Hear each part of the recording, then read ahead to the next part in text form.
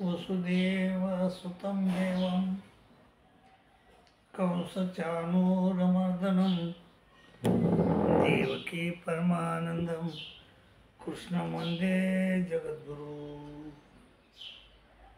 माय बापो, श्रीकृष्ण महाराज अर्जुनाला उपदेश देताना म्हणाले, अर्जुना, ध्यायतो विषयान पुंस संगेस्तेषुपजायते संगात संजायते काम कामात क्रोधोभिजायते क्रोधात भवति सम्मोह सम्मोहात स्मृतिभ्रम स्मृतिभ्रशात बुद्धिनाशो बुद्धिनाशात प्रणश्यति असं म्हणले।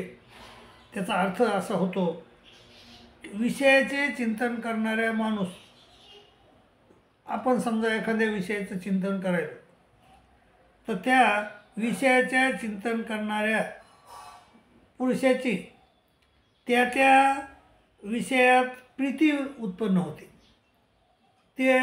ती गोष्ट त्याला हवी वाटू लागते, हवीशी वाटू लागते, प्रीती उत्पन्न होते आणि प्रीतीमुळे भोगेच्छा उत्पन्न होते। प्रीतीमुळे काय होते?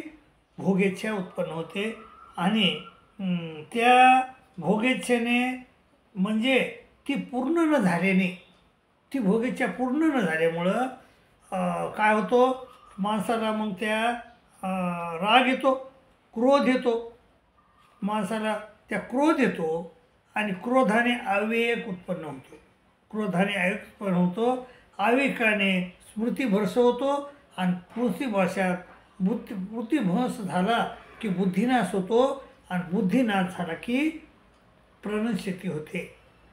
माय बाबो, श्रीकृष्ण महाराज म्हणले, अर्जुना, ध्यायतो विषयान पुंस संगेस्तेषुपजायते संगात संजायते काम कामात क्रोधोभिजायते क्रोधात भवति सम्मोह सम्मोहात स्मृतिभ्रम आणि स्मृतिभ्रशात बुद्धिनाशो बुद्धिनाशात प्रणश्यति। रावण होता, रावणानं महादेवाचं तप केलं आणि 14 चौकोडे राज्य मागून घेतलं। चौकोड त्याचं राज्य होतं आणि असं करत असताना त्याला म्हणे, पुराणात असं सांगितलं जातं आहे की त्याची जी लंका होती ती सोन्याची होती। पुन्हा इंद्रजितासारखा पुत्र होता, बिभीषणासारखा, पुन्हा दुसरा कुंभकर्णासारखे भाऊ होते आणि मंदोदरी राणीसारखी राणी होती की ज्या राणीचं नाव म्हणजे पतिव्रताच्या यादीत नाव आहे त्याचं। म्हणजे असं सगळं असताना देखील याला काय झालं, त्याला सीतामाईबद्दल प्रीती उत्पन्न झाली। सीताबाई हवी वाटली, त्याला हवी वाटली आणि मग ती काही मिळाली नाही, कारण त्यानं बरेच प्रयत्न केले परंतु सीतामाईची प्राप्ती त्याला झाली नाही। ध्यायतो विषयान पुंस ध्यायतो विषयान पुंस संगेस्तेषुपजायते संगात संजायते काम, आणि मग त्याला काम उत्पन्न झाला आणि संगात संजायते काम कामात क्रोधोभिजायते, आणि ते काम उत्पन्न, कामाची पूर्तता झाली नाही। एवढा मी राजा असताना, एवढं मी माझं 14 चौकोडे राज्य असताना मला एक सीता मिळत नाही, किती म्हणजे माझा कमीपणा आहे याच्यात। आणि त्यामुळं त्यानं काय झालं, त्याला भोगेच्छा उत्पन्न झाली, भोगेच्छा पूर्ण न झालीमुळे राग आला, क्रोध आला, क्रोधामुळे सम्मोह आला, स्मृतिभ्रंश झाला, स्मृतिभ्रंशात बुद्धिनाश झाला आणि बुद्धिनाशात प्रणश्यति झाली। त्या श्रीराम आले आणि त्याला ठार केलं आणि त्याचे म्हणजे लंका बी सोन्याची खलास झाली आणि पुन्हा त्याचा मुलगा जो होता इंद्रजित, इंद्राला जिंकलं होतं त्याला, तर तो बी मारला गेला, कुंभकर्ण बी मारला गेला आणि शेवटी आलं काय पदरी, तर दुःख आलं।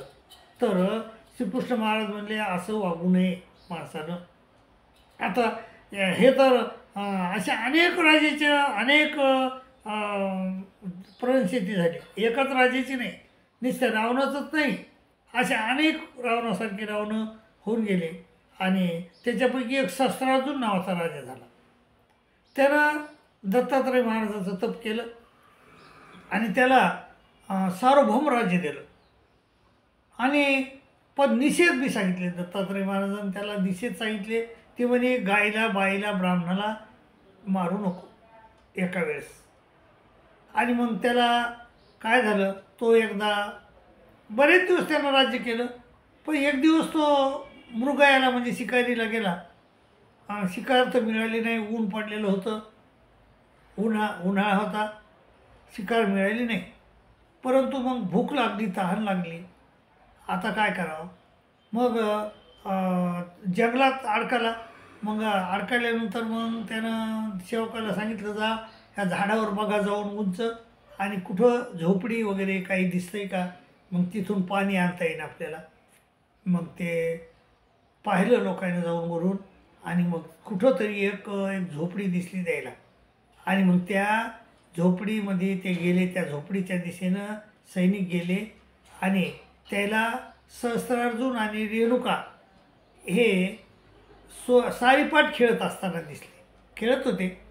मग हे जाऊन म्हणले की आमचे राजेसाहेब आलेले आहेत आणि त्यांना तहान लागली, तृषा लागली, तर त्यासाठी पाणी द्या. मग त्या ताईनं काय केलं, एक कानातून मळ काढला, वाटी तयार केली आणि त्या वाटीमध्ये थोडं पाणी दिलं. ते म्हणले जा घेऊन. मग या म्हणले एवढ्यानं काय होईल, होईल म्हणले, जा तुम्ही. आणि मग गेले. आता रेणुका आयना दिलेलं पानं होतं, ते पाणी होतं. रेणुका ही ज्ञानविग्रह होती, कोण्यातरी देवतेचा ज्ञानविग्रह, बहुतेक विश्वदेवतेचे ज्ञानविग्रह. तर मग घेऊन गेल्यानंतर ते वाटानं जाताना ते फुटलं, ते नेलेला द्रोण फुटला आणि त्याच्यातून मग तळ निर्माण झालं त्या पाण्याचं. मग सगळे हाती घोडे राजा सैनिक सगळे पाणी पिले आणि पाणी पिल्यानंतर तृप्त झाले, पण भूक गेली नाही.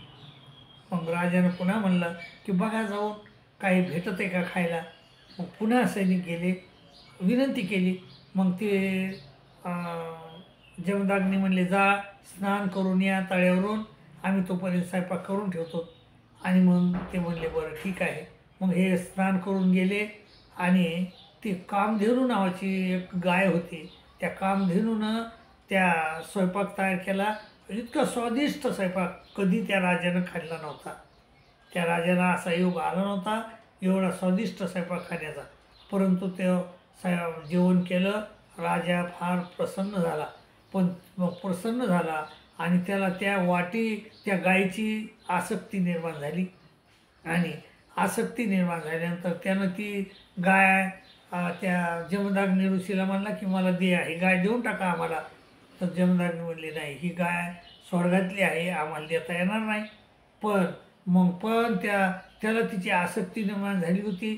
तर मग त्या आसक्तीपायी त्याचा बुद्धिनाश झाला. काय ध्यायतो विषयांपुरतं चिंतन केलं त्यानं ध्यायतो विषयांपुरतं. आणि संगेस्ते सुपजायते संज्ञात संजयते कामात क्रोध, काम उत्पन्न झाला आणि काम उत्पन्न न झाल्या, कामाची पूर्तता न झाल्यामुळे क्रोधात भोवती समूह, क्रोध आला आणि क्रोधामध्ये समूह आला. समूह स्मृतिविभ्रम झाला आणि स्मृतिभाषात बुद्धिनाश हो. आणि मग त्यानं त्या गाईला ठार मारलं. त्या जमदाग्नी आले, जमदाग्नीला मी जखमी केलं आणि त्या रेणुका माताला मी जखमी केलं. आणि तो भुलून गेला की आपण दत्तात्रय महाराजाला काय वचन दिलं होतं, त्यांनी आपल्याला निश्चित काय सांगितले होते. आणि मग काय झालं, मग बुद्धिनाश झाला आणि बुद्धिनाशात प्रणशेती झाली, सगळं नष्ट होऊन गेलं. तो परशुराम नावाचा पोरगा धावत आला आणि परशुरामानं त्या सहस्त्रार्जुनाचे हजारो हात तोडून टाकले. कशामुळं माय बाबा, फक्त एक ध्यायतो विषयात पुस्तक एका याची विषयाची आवडी उत्पन्न झाली एका. आणि त्या आवडीतून मग आपल्याला पुढं एवढ्या गोष्टी घडत गेल्या की बुद्धिनाश झाला आणि बुद्धिनाशात परिस्थिती झाली.